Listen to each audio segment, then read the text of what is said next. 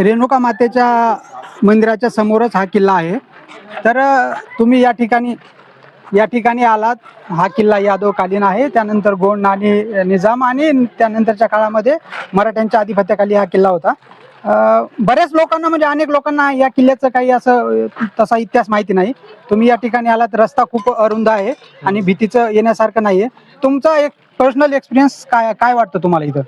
आम्हाला येताना खूप जास्त भीती वाटत होती, कारण रस्ते खूप डेंजर आहेत. येतानाचे झाडं झुडपं खूप आहेत आणि आमचा इथे यायचं काही प्लॅन असं नव्हतं स्पेसिफिक. आम्ही रेणुका मातेच्या दर्शनला आलो होतो, पण रस्त्यामध्ये असं कळालं की इथे आणखीन एक असा किल्ला पण आहे. तर आम्हाला व्हिजिट करण्याची इच्छा झाली. आम्ही कॉलेजचा ग्रुप वगैरे सगळे आलो होतो. तर आम्हाला इथून बघ खूप सुंदर वाटलं, कारण व्ह्यूज वगैरे खूप सुंदर आहेत तिथले आणि येताना पण नेचर खूप छान आहे इथलं.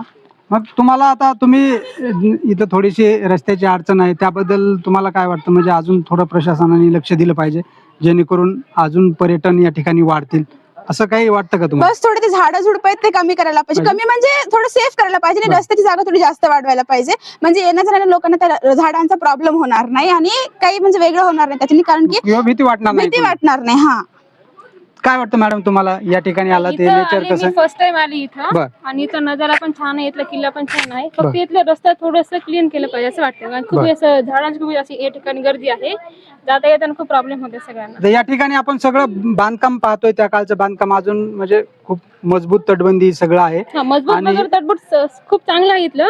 फक्त सगळ्यांना यायला त्रास होते इथं, म्हणजे रस्त्याची खूप जास्त झाड आहे, असं खाली वाकून वगैरे सगळ्यांना यावं लागतं. मॅडम तुमचा काय पर्सनल एक्सपिरियन्स? तुम्हाला काय वाटतं? फ्रेंड्स आणि फॅमिली सर्वांनी मग यायला पाहिजे या ठिकाणी वरती ते आहे ना, त्याच्यामुळे विजिट करायला छान आहे. नेचर खूप मस्त आहे. बाकी ते झाडांना वगैरे थोडस केअर करून यायला पाहिजे. तर आपल्याला काय वाटतं इथं? तुम्ही तुमची कॉलेजची टीम घेऊन तुम्ही या ठिकाणी आलेला आहेत. आपण या ठिकाणी पाहतोय बांधकाम खूप मजबूत आहे आणि खूप देखीव बांधकाम आहे. कारण की महाराष्ट्रातले यादवकालीन कुठलाही किल्ला आपण पाहतो तर तो खूप एकदम स्ट्रॉंग असतो आणि एकदम शिल्पकलेमध्ये कोरलेला असतो. तर तुम्हाला हे पाहिल्यानंतर काय मनाला भावलं, किंवा इतर तुमच्या फ्रेंड्स लोकांना किंवा इतर या महाराष्ट्रातल्या लोकांना काय सांगाल तुम्ही? सर, इंफ्रास्ट्रक्चर के मामले में हमें पता है कि हमारे पहले जितने भी हिस्टोरिक किले बने हैं उनका इंफ्रास्ट्रक्चर बहुत अच्छा होता है.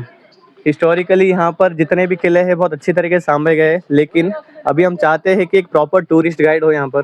जिस तरीके से जो नवे कोई पर्यटन यहाँ पर आते हैं उनको यहाँ पर थोड़ी इन्फॉर्मेशन मिले. जो लोग यहाँ पर मतलब किलों के बारे में, अलग अलग इन प्लेसेस के बारे में नहीं जानते, वो इन्हें एक्सप्लोर कर सके. और बाकी सब सुविधा यहाँ पर नेचुरली बहुत अच्छी है और वैसा तो कुछ इतनी प्रॉब्लम नहीं आ रही फिलहाल. तो अब बात करते समय इंफ्रास्ट्रक्चर की बात किया है, तो आपको क्या लगता है आज के घड़ी में अगर कितना भी बजट दिया जाए तो ऐसा किला बन सकता है? नाही. सर